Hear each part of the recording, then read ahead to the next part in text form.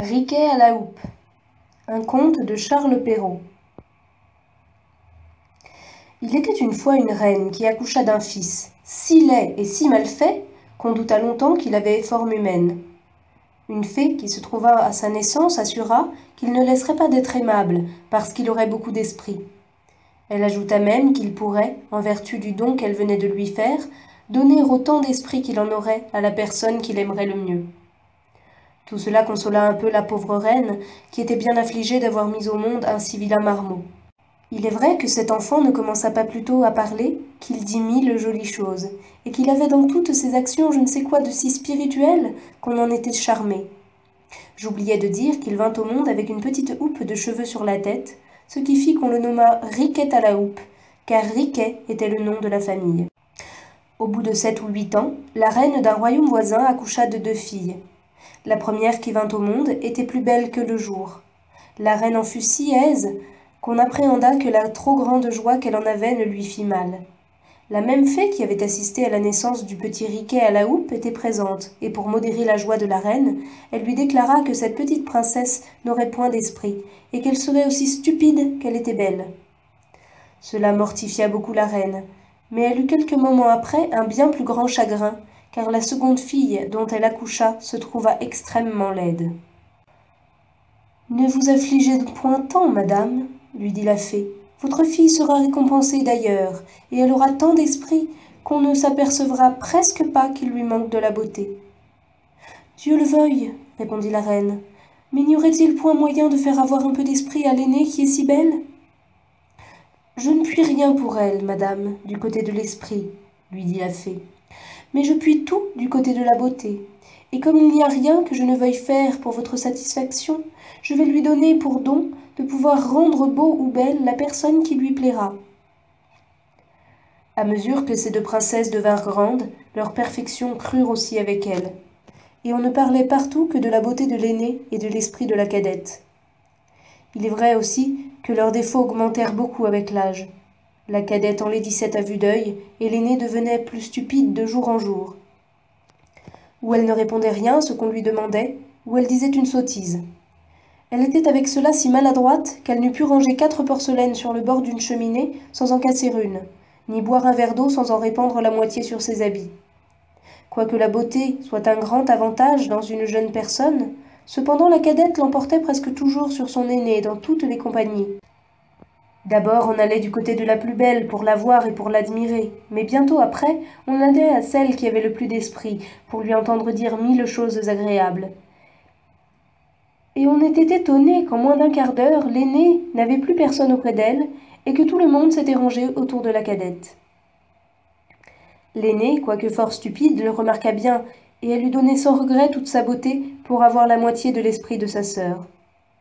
La reine, toute sage qu'elle était, ne put s'empêcher de lui reprocher plusieurs fois sa bêtise, ce qui pensa faire mourir de douleur cette pauvre princesse.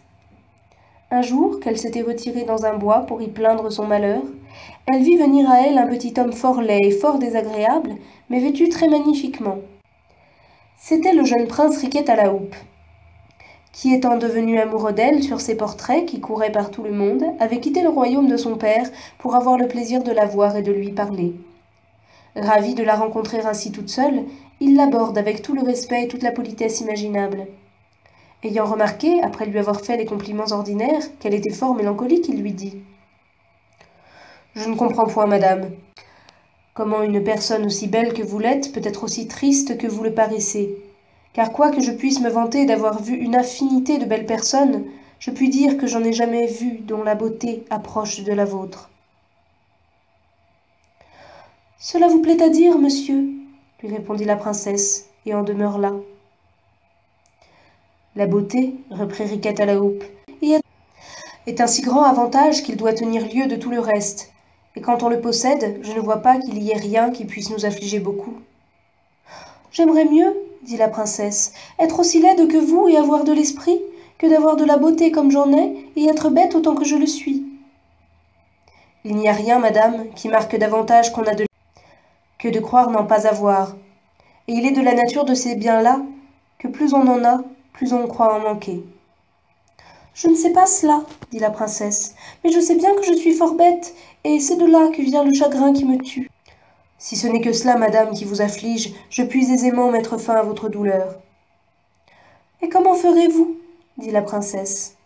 J'ai le pouvoir, madame, dit Riquet à la houppe, de donner de l'esprit autant qu'on en saurait avoir à la personne que je dois aimer le plus.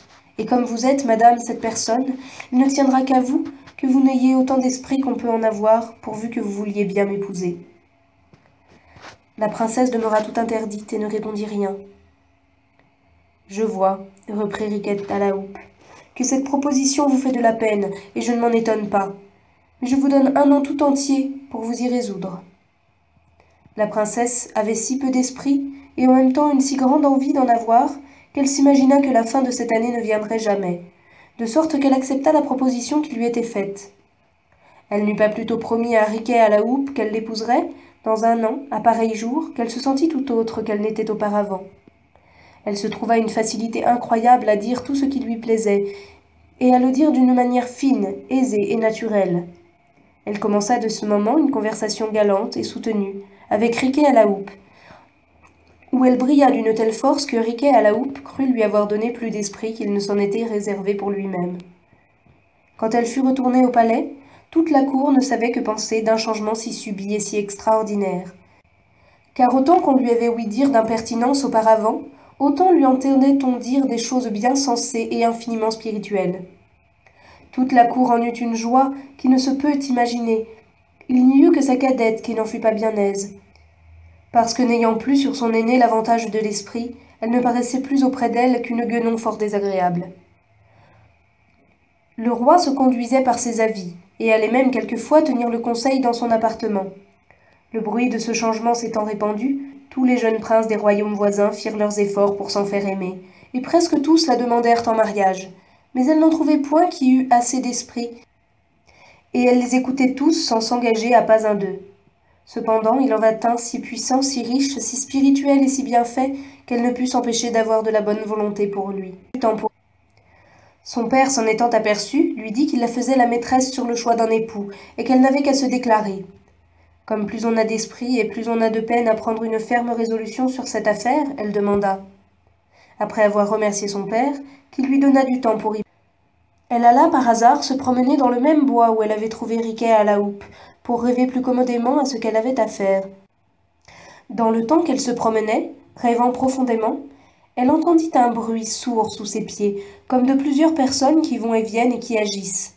Ayant prêté l'oreille plus attentivement, elle ouït que l'on disait « Apporte-moi cette marmite !» L'autre « Donne-moi cette chaudière !» L'autre « Mets du bois dans ce feu !» La terre s'ouvrit dans le même temps, et elle vit sous ses pieds comme une grande cuisine pleine de cuisiniers, de marmitons et de toutes sortes d'officiers nécessaires pour faire un festin magnifique. Il en sortit une bande de 20 ou 30 rôtisseurs qui allèrent se camper dans une allée du bois autour d'une table fort longue, et qui tous, la lardoire à la main et la queue de renard sur l'oreille, se mirent à travailler en cadence au son d'une chanson harmonieuse. La princesse, étonnée de ce spectacle, leur demanda pour qui ils travaillaient. « C'est, madame, lui répondit le plus apparent de la bande, pour le prince Riquet à la houppe, dont les noces se feront demain. » La princesse, encore plus surprise qu'elle ne l'avait été, et se ressouvenant tout à coup qu'il y avait 1 an qu'à pareil jour elle avait promis d'épouser le prince Riquet à la houppe, elle pensa tomber de son haut. Ce qui faisait qu'elle ne s'en souvenait pas, c'est que, quand elle fit cette promesse, elle était une bête, et qu'en prenant le nouvel esprit que le prince lui avait donné, elle avait oublié toutes ses sottises.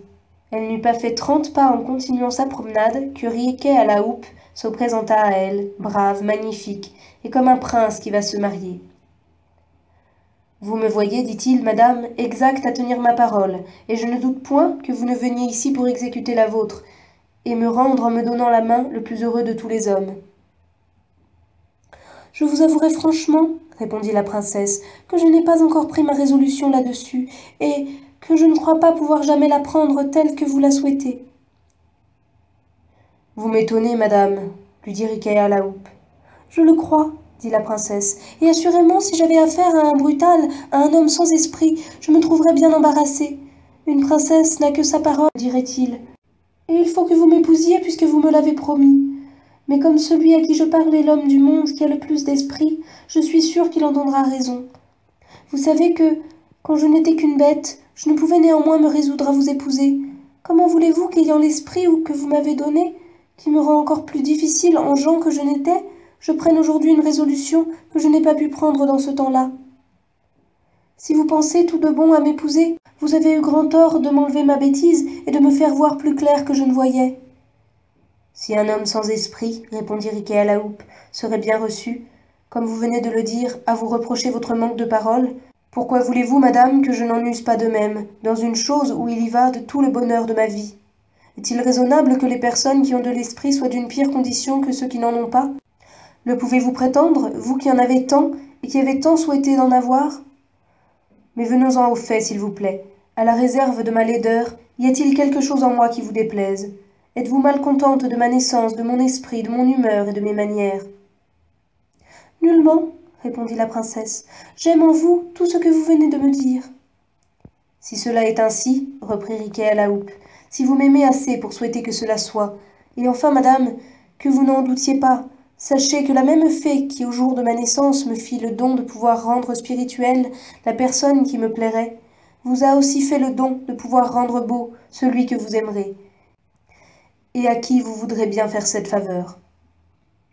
Si la chose est ainsi, dit la princesse, je souhaite de tout mon cœur que vous deveniez le prince du monde le plus beau et le plus aimable, et je vous en fais le don autant qu'il est en moi. La princesse n'eut pas plutôt prononcé ces paroles que Riquet à la houppe parut à ses yeux l'homme du monde le plus beau, le mieux fait, le plus aimable qu'elle eût jamais vu. Quelques-uns assurent que ce ne furent point les charmes de la fée qui opérèrent, mais que l'amour seul fit cette métamorphose.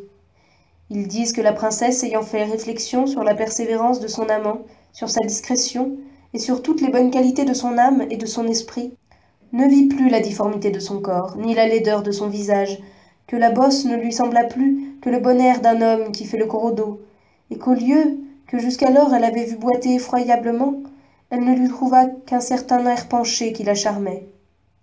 Ils disent encore que ses yeux, qui étaient louches, ne lui en parurent que plus brillants, que leur dérèglement passa dans son esprit pour la marque d'un violent excès d'amour, et qu'enfin, son gros nez rouge eut pour elle quelque chose de martial et d'héroïque.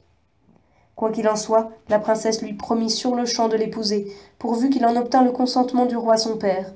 Le roi, ayant su que sa fille avait beaucoup d'estime pour Riquet à la houppe, qu'il connaissait d'ailleurs pour un prince très spirituel et très sage, le reçut avec plaisir pour son gendre. Dès le lendemain, les noces furent faites, ainsi que Riquet à la houppe l'avait prévu, et selon les ordres qu'il en avait donnés longtemps auparavant.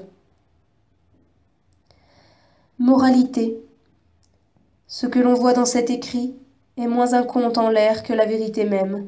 Tout est beau dans ce que l'on aime, tout ce qu'on aime a de l'esprit. Autre moralité. Dans un objet où la nature aura mis de beaux traits et la vive peinture d'un teint où jamais l'art ne saurait arriver, tous ces dons pourront moins pour rendre un cœur sensible qu'un seul agrément invisible que l'amour y fera trouver.